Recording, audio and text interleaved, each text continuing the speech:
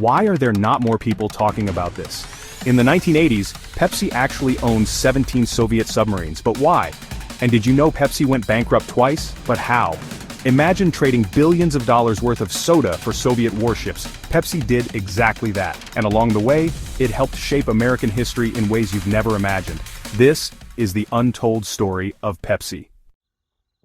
Our story starts in 1893 in North Carolina. A young pharmacist named Caleb Bradham was obsessed with creating a drink that tasted good and helped with digestion. He called it Brad's Drink. Catchy, right? But in 1898 he changed the name to something snappier, Pepsi Cola. The word Pepsi came from dyspepsia, the fancy term for indigestion. By the 1910s, Pepsi was gaining momentum. But then, disaster struck. Caleb Bradham bet big on sugar prices staying low.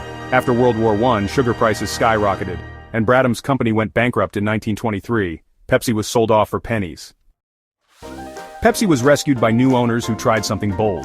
During the Great Depression, they sold a giant 12-ounce bottle for just 5 cents, the same price as Coke's tiny 6-ounce bottle. And they advertised it with one of the first catchy jingles ever recorded for radio. Pepsi Cola hits the spot. 12 full ounces, that's a lot. People loved it. Pepsi was suddenly back in the game.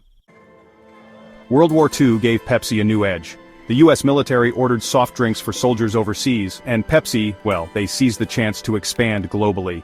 But back home, Coke was still dominating. Pepsi knew they had to differentiate themselves. And so they tried a new tactic marketing to African Americans, a groundbreaking move in the racially segregated US.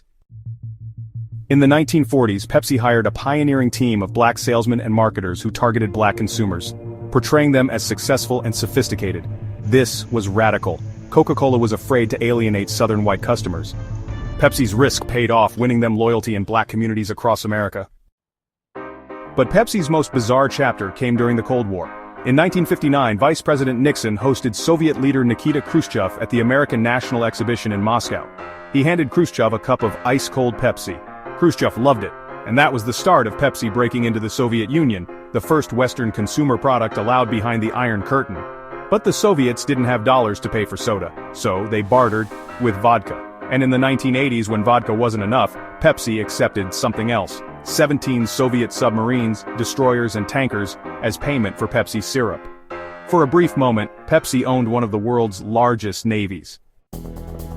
Today, Pepsi is more than soda. They own Doritos, Gatorade, Quaker Oats, Tropicana, and more. But the next time you crack open a can, remember, Pepsi is a company that went bankrupt twice, survived the Great Depression, helped change race relations in America, and traded cola for Soviet warships.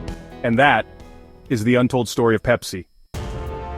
Thanks for watching. Don't forget to like, subscribe, and hit the bell so you don't miss the hidden stories behind the world's biggest brands.